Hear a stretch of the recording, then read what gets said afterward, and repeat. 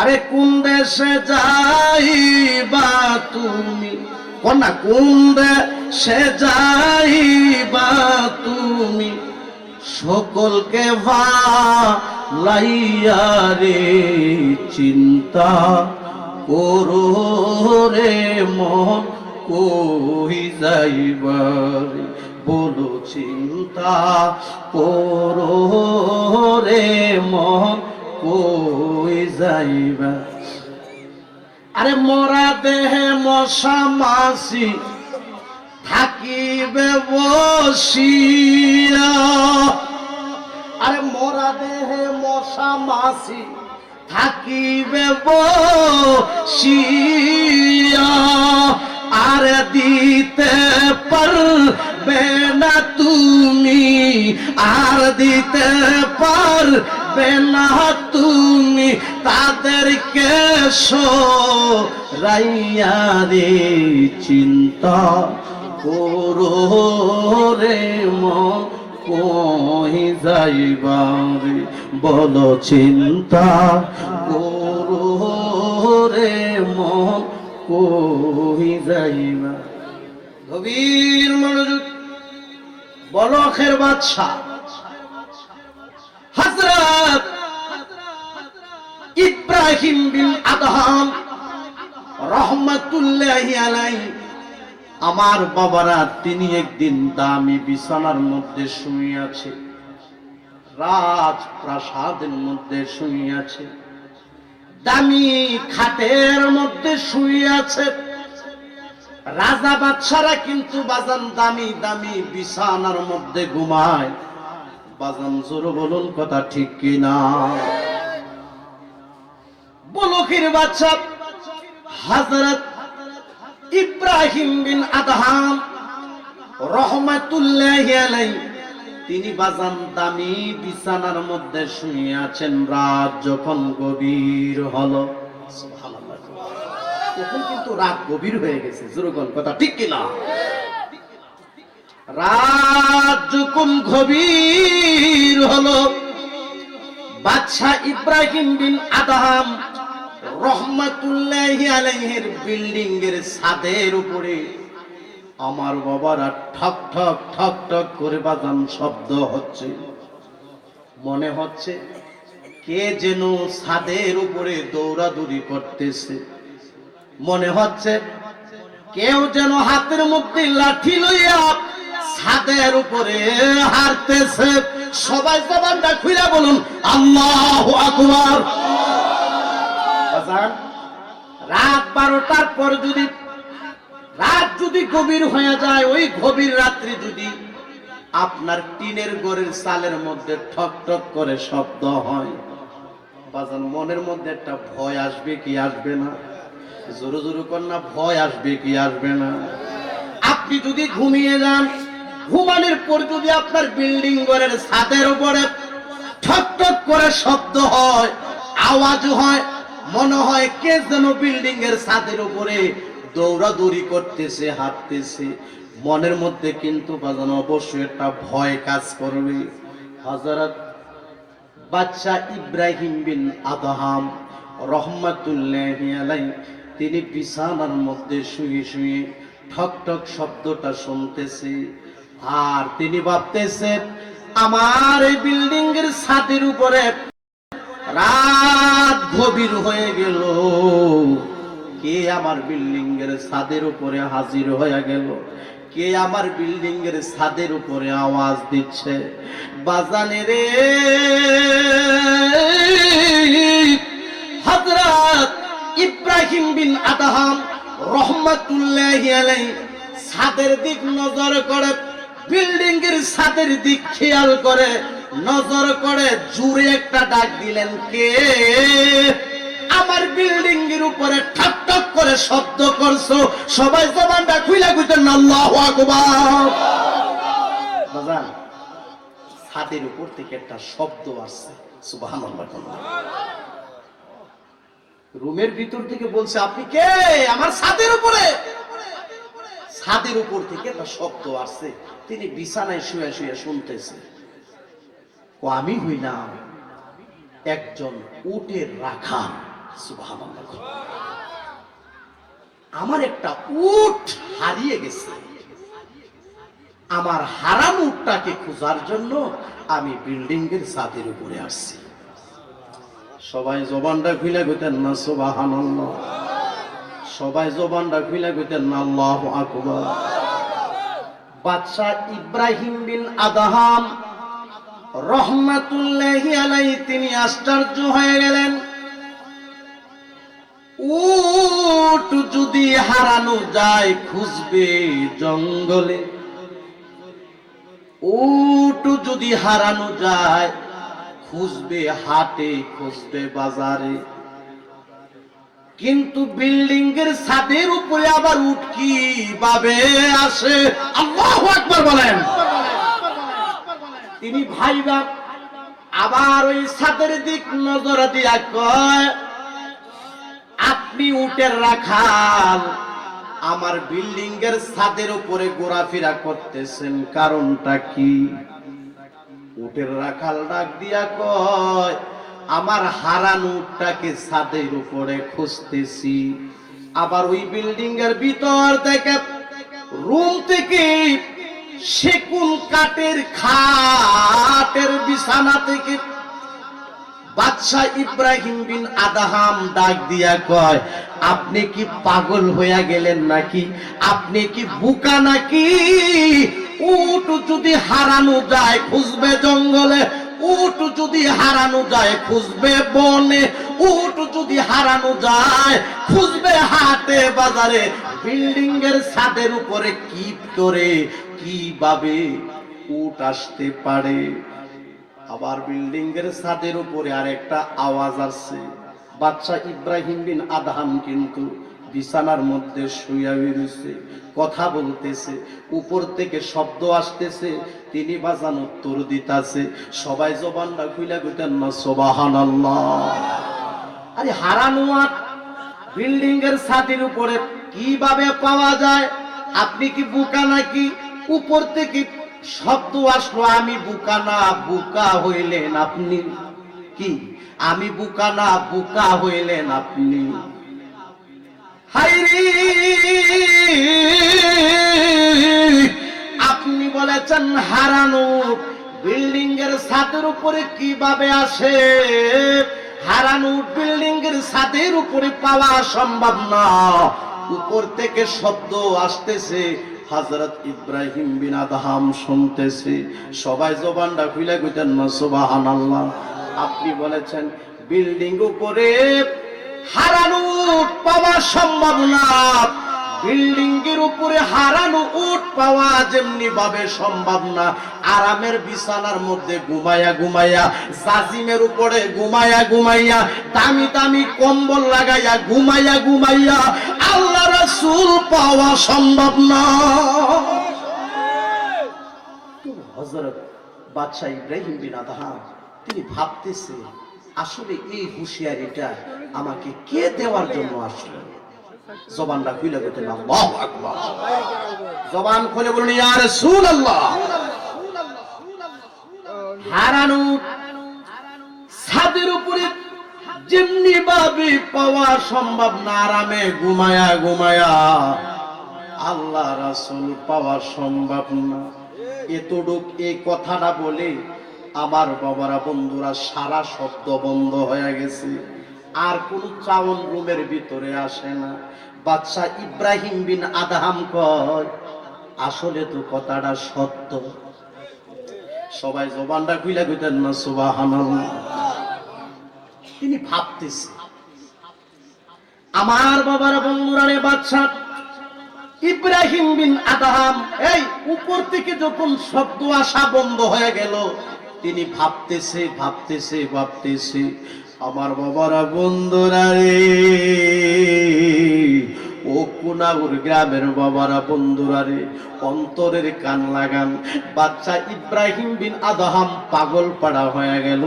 এতক্ষণ পর্যন্ত আমি চাউন শুনলাম, এতক্ষণ পর্যন্ত আমি শব্দ শুনলাম, হায়রে শব্দ বন্ধ হয়ে গেল। তিনি রুমের ভিতর থেকে দৌড়াইয়া যাইতে যাইতে যাইতে যাইতে বাজানডে বিল্ডিং এর ছাদের উপরে গেলেন। ওই জায়গার মধ্যে গিয়া দেখে বাজান কিছুই নাই, কিছুই নাই। কোনো মানুষ দেখা যায় না, কোনো লাঠি দেখা যায় না, কোনো মানুষ দেখা যায় না। কিন্তু এতক্ষণ পর্যন্ত কথা বলল কে? এতক্ষণ পর্যন্ত শব্দ কোন জায়গা থেকে আসলো? আমি আপনাদের কাছ থেকে জানতে চাই, বাদশা ইব্রাহিম বিন আদহামের মনের জ্বালাটা বাড়ছে না কমছে? আরো জোরে জোরে কন্যা, বাড়ছে না কমছে? বাজানে রে, হযরত বাদশা ইব্রাহিম বিন আদহাম রহমাতুল্লাহি আলাইহি ওই বিল্ডিং এর ছাদের উপরে অনেক খোঁজাখুঁজি করে বাজান তিনি পেরেশান হয়ে গেলেন, ক্লান্ত হয়ে গেলেন। ওই জায়গা থেকে বাজান আবার রুমের ভিতরে চলে আসছে। রুমের ভিতরে আইসা বাজান ঘুমায় না কান্দে, আর চোখের পানি ছাড়ে, আর ভাবতেছে মনে হয় কি যে হারিয়ে ফেলেছি। সবাই জবানটা খুইলা কইতেন আল্লাহু আকবার। আরে আমারে কি বইলা গেল রে? আর আমি ঘুমায় নাকি আল্লাহ রসুল পাওয়া সম্ভব না? দামি বিছানার মধ্যে, দামি খাটের মধ্যে ঘুমাইয়া নাকি আল্লাহ রসুল পাওয়া সম্ভব না? আমারে কি কথা শোনায়া গেল। এখন আর বাদশা ইব্রাহিম বিন আদহাম ঘুমায় না, মনের ভিতরে বাজান জ্বালা যন্ত্রণা বেড়ে গেছে। জ্বালা জোড়ায় না, জ্বালা জোড়ায় না রে, জ্বালা জোড়ায় না, জ্বালা জোড়ায় না রে।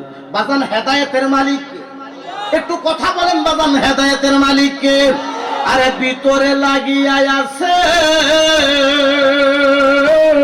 আমার নবীর প্রেমের আগুন রে, জ্বালা জোড়ায় না, জ্বালা জোড়ায় না রে, জ্বালা জোড়ায় না, জ্বালা জোড়ায় না রে। কত মানুষ ধন্য হলো নবী গো আপনার দিদারে। কত মানুষ ধন্য হলো নবী গো আপনার দিদারে। আমিও দম কপাল পুরা, আমিও দম কপাল পুরা, আশাই যেদিন গেল রে, জ্বালা জোড়ায় না, জ্বালা জোড়ায় না রে, জ্বালা জোড়ায় না, জ্বালা জোড়ায় না রে। বাজান খারাপ লাগতেছে নাকি? আসার সিরিয়াল আছে, যাওয়ার কোন সিরিয়াল? কথা কয় না, যাওয়ার কোন সিরিয়াল? ফুলার আগে বুড়া মরে, মরেনি।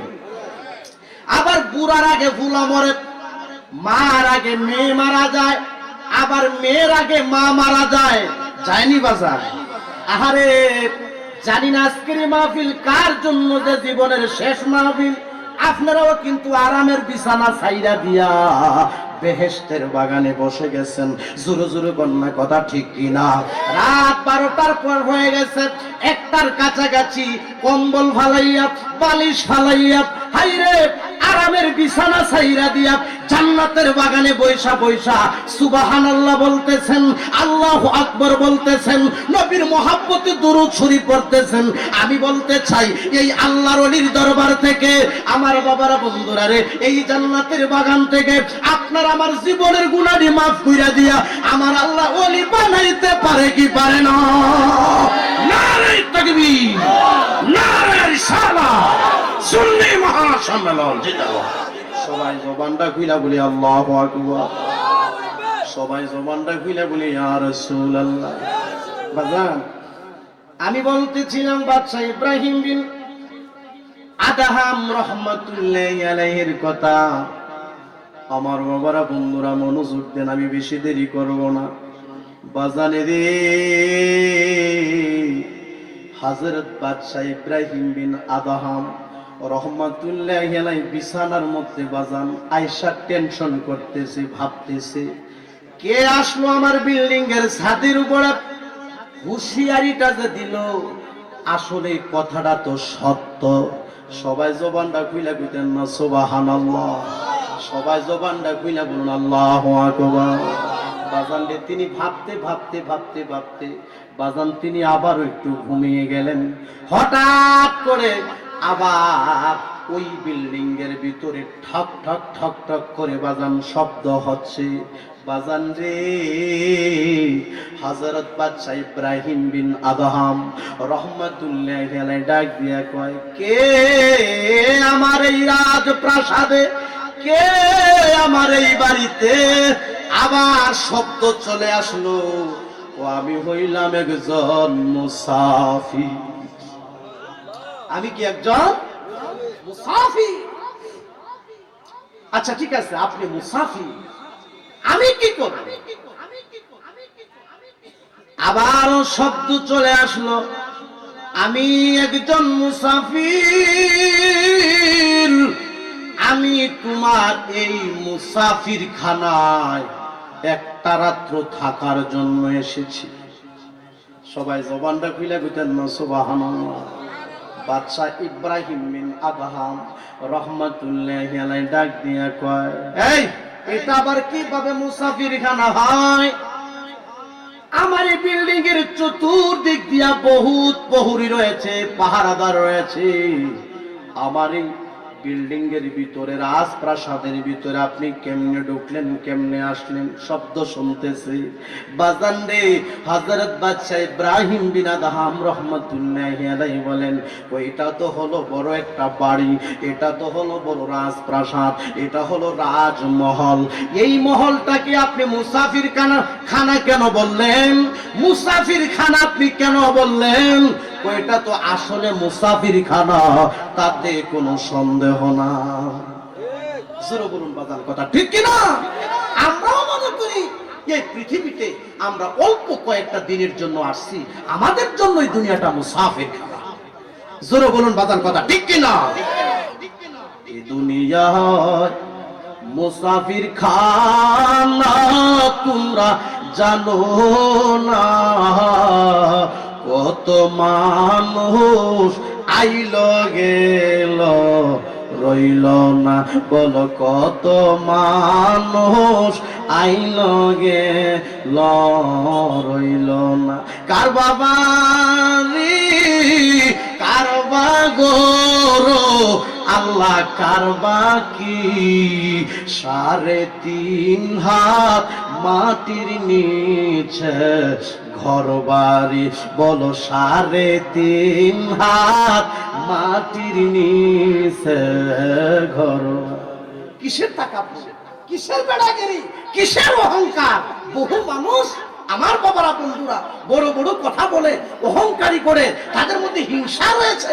দেখা গেছে বাজান পরের দিন সে দুনিয়াতে নাই, বিদায় হয়ে গেছে। বাড়ি নিয়ে, ঘর নিয়ে, শক্তি নিয়ে, টাকা নিয়ে, পয়সা নিয়ে, বড় বড় অহংকার। এরকম নিষ্ঠুর লোক সমাজে আছে কি নাই? আরো জোরে বলুন, আছে কি নাই? কিন্তু যেতে হবে। ওই যে বাড়িটার নাম কি? আরো জোরে, বাড়িটার নাম কি? 3.5 হাত মাটির নিচে। এ দুনিয়ায় মুসাফির খানা তোমরা জানো না। বলো, এ দুনিয়া মুসাফির খানা তোমরা জানো না, কত মানুষ আইল গেল রইল না। কত মানুষ আইল গেল রইল না। কার বাবা রে, কার বাগরো আল্লাহ কার বাকি 3.5 হাত মাটির নিচে ঘরবাড়ি 3.5 হাত মাটির নিচে ঘরবাড়ি। বাদশা ইব্রাহিম বিন আদহাম বলে ওইটা তো রাজমহল, এটা মুসাফির খানা কিভাবে হয়? ওই মুসাফির কয় আমার কাছে প্রমাণ আছে। সবাই জবানটা খুলে কইতেন না সুবহানাল্লাহ। এই তোমার কাছে আবার কেমন প্রমাণ? আমি বলি আপনি শুনেন, আপনার এই রাজমহলে আগে কে থাকতো? ও আমার আব্বা। ও আপনার আব্বার আগে কে থাকতো? ও আমার দাদা। ও দাদার আগে কে থাকতো? ও দাদার আব্বা। এখন কে আছে? কো আমি। আপনি যদি মারা যান আপনার পরে কে থাকবে? কো আমার ছেলে। ও ছেলে যদি মারা যায় ছেলের পরে কে থাকবে? কফুতের ঘরের নাতি।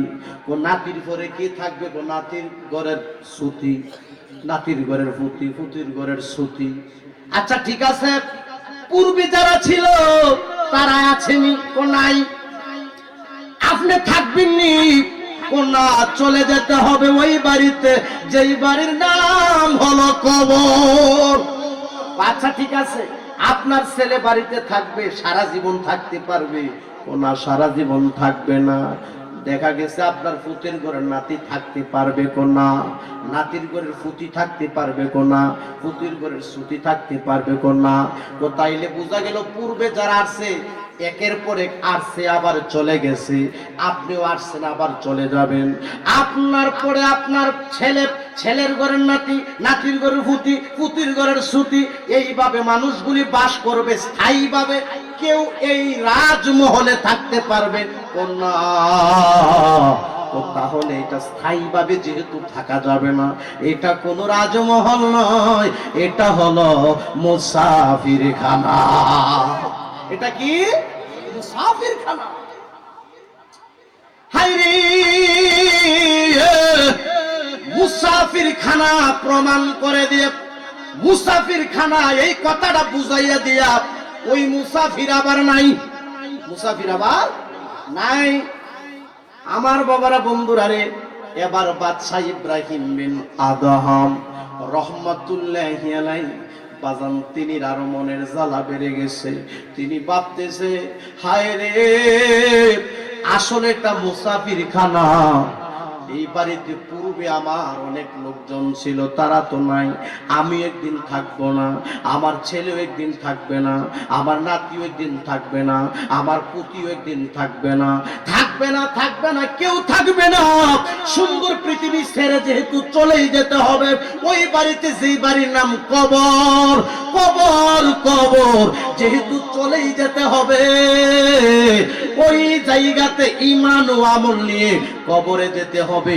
আমার বাবারা বন্ধুরা রে, বাদশা ইব্রাহিম বিন আদহাম রহমাতুল্লাহি আলাইহি, আমার বাবারা তিনি মনে মনে ভাবতেছি আর কাঁদতেছি, চোখের পানি ছাড়তেছি।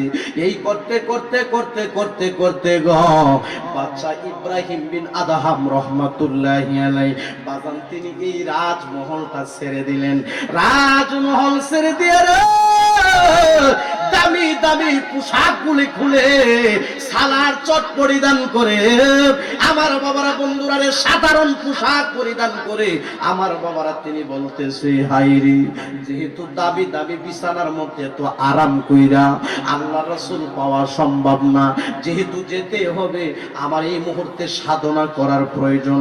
বাড়ি ছেড়ে দিলেন, ঘর ছেড়ে দিলেন, সব কিছু ছেড়ে দিলেন। আমার বাবারা এই রাজ দরবার থেকে তিনি বের হয়ে গেলেন। বাদশাহী ছেড়ে দিয়ে তিনি আমার মাওলার প্রেমে পাগল হয়ে গেছে। সবাই জবানটা খুলে কইতেন না সুবহানাল্লাহ। এই বাদশা ইব্রাহিম বিন আদহাম রহমাতুল্লাহি আলাইহি এই মহল ছেড়ে দিয়ে আমার বাবারা বন্ধুরা তিনি জঙ্গলবাসী হয়ে গেলেন। সবাই জবানটা খুলে কইতেন না সুবহানাল্লাহ। বাজান, আল্লাহর ওলিদের ক্ষমতা কম না বেশি? কথা কয় না, ক্ষমতা কম না বেশি? আমার বাবারা বন্ধুরা তিনি একদিন রাজ দরবার ছেড়ে দিয়ে তিনি জঙ্গলবাসী হইয়া আমার বাবারা বন্ধুরা আমার আল্লাহকে এমন রাজি খুশি করে ফেলেছে। আমার বাবারা বন্ধুরা, বাদশা ইব্রাহিম বিন আদহামকে পানির মাছ পর্যন্ত সম্মান করে। সবাই জবান খুলে বলুন সুবহানাল্লাহ। কিন্তু বাদশাই ছেড়ে দিলেন। ছেড়ে দিয়ে অনেক লম্বা চড়া কথা, সেই দিকে আমি যাচ্ছি না। তিনি নদীর তীরে মানে নদীর পাড়ে বসে বসে তিনি কাপড় সেলাই করতেছে। কি সেলাই করতেছে? কাপড় সেলাই করতেছে। আমার বাবার একজন ব্যক্তি এসে বলেন, এই বাদশা ইব্রাহিম বিন আদহাম, তুমি বাদশাই ছেড়ে দিলা, এত বড় রাজমহল তুমি ছেড়ে দিয়ে তুমি কি পাইলা? তিনি বাজান হাতের মধ্যে একটা সুই ছিল, এই সুইটাকে বাজান ইটা দিয়া পানির মধ্যে ফেলাই দিছে। কোথায় ফেলাই দিছে? পানির মধ্যে ছেড়ে দিলেন, মানে পানির মধ্যে সুইটাকে ফেলাই দিলেন। পানির মধ্যে সুইটাকে ফেলাইয়া ওই নদীর দিকে নজর করে তাকাইয়া বলতেছে, আমার সুই আমার হাতে দিয়ে দাও। সবাই জবান খুলে বলুন সুবহানাল্লাহ। বাজান রে, বাদশা ইব্রাহিম বিন আদহাম রহমাতুল্লাহি আলাইহি এই কথাটা বলার সাথে সাথে বাজান নদীর মধ্যে লক্ষ লক্ষ মাছ, হাজার হাজার মাছ, মাছের মুখের মধ্যে বাজান একটা কইরা স্বর্ণের সুই লইয়া বাদশা ইব্রাহিম বিন আদহাম রহমাতুল্লাহি আলাইহির সামনে হাজির হয়ে গেছে। সবাই জবানটা খুলে কইতেন না সুবহানাল্লাহ। বাজান রে, বাদশাই ছেড়ে দিয়ে, আরামের বিছানা ছেড়ে দিয়ে জঙ্গলবাসী হইয়া তিনি আল্লাহকে, আল্লাহর হাবিবকে এত রাজি খুশি করে ফেলেছে। আমার বাবারা বন্ধুরা রে, ওই নদীর তীরে বৈশা যখন তিনি সাধারণ সুই ফালাই দিছে, আমার বাবার আবার যখন বলছে যে সুইটা আমার হাতে দাও, নদীর মাছগুলি স্বর্ণের সুই আইনা হযরত বাদশা ইব্রাহিম বিন আদহামের সামনে হাজির হয়ে গেছে। ও আমার এই স্বর্ণের সুই লাগবে না, আমি যে সুইটা ফালাইলাম আমার সুই আমাকে দিয়া দাও। তারপর বাজান বাদশা ইব্রাহিম বিন আদহাম রহমাতুল্লাহি আলাইহি আমার বাবারা বন্ধুরা যে সুইটা ফালাইছিল, ওই সুইটাকে একটা মাছ আইনা বাদশা ইব্রাহিম বিন আদহাম রহমাতুল্লাহি আলাইহির হাতে দিয়ে দিলেন। সবাই জবান খুলে বলুন সুবহানাল্লাহ। তো আল্লাহর ওলিরা, আল্লাহর ওলি যারা হয়েছে, আমার বাবারা বন্ধুরা, আল্লাহকে যারা রাজি খুশি করে ফেলেছে, বুঝা গেল তার নদীর মাছে ওসিলে। জোরে জোরে কোন কথা ঠিক কিনা? বুঝা গেল তার নদীর মাছেও সম্মান করে। সবাই জবানটা খুলে কর না সুবহানাল্লাহ। রাত গভীর হয়ে গেছে, বাড়ি ছেড়ে দিয়ে, ঘর ছেড়ে দিয়ে, কোন কন্যা শীতের রাত্রিতে আপনারা জান্নাতের বাগানে বসে আছেন। জান্নাতের বাগানে বসে বসে সুবহানাল্লাহ, আল্লাহু আকবার বলতেছেন, নবীর মুহাব্বতে বেশি বেশি করে দরুদ শরীফ পড়তেছেন। আমার বাবারা বন্ধুরা, আমি আপনাদের কাছ থেকে জানতে চাই, এই মাহফিলের উসিলায় আপনাদের আমাদের জিন্দেগীর গুনাহগুলি ক্ষমা করে দিয়ে এই আল্লাহর ওলির দরবার থেকে আমাদেরকে ওলি বানায়া বাড়িতে নিতে পারে কি পারে না? আরো জোরে জোরে কন্যা পারে কি পারে না? সবাই মুহাব্বতে একটু জিকির করি, লা ইলাহা ইল্লাল্লাহ, বলো লা ইলাহা, মুহাব্বতে লা ইলাহা। বলেন বহু দূরে মদিনা, বলেন বহু দূরে মদিনা, আমরা কেমনে যাব জানি না, আমরা কেমনে যাব জানি না। বলো দয়াল আল্লাহ, দয়া করো, দয়া দয়া করো, নসিবে করো মদিনা, লা ইলাহা, আরো জোরে লা ইলাহা। বলেন মনে লয়ু রিয়া যাইতাম, মনে লয়ু রিয়া যাইতাম, ওই যে সোনার মদিনা, লা ইলাহা, আরো জোরে লা ইলাহা। আমরা রে নি লইয়া যাইবা, আমরা রে নি লইয়া যাইবা ওই যে সোনার মদিনা। লা ইলাহা আর জোরে লা ইলাহা, লা ইলাহা ইল্লাল্লাহ মুহাম্মাদুর রাসূলুল্লাহ সাল্লাল্লাহু আলাইহি ওয়াসাল্লাম।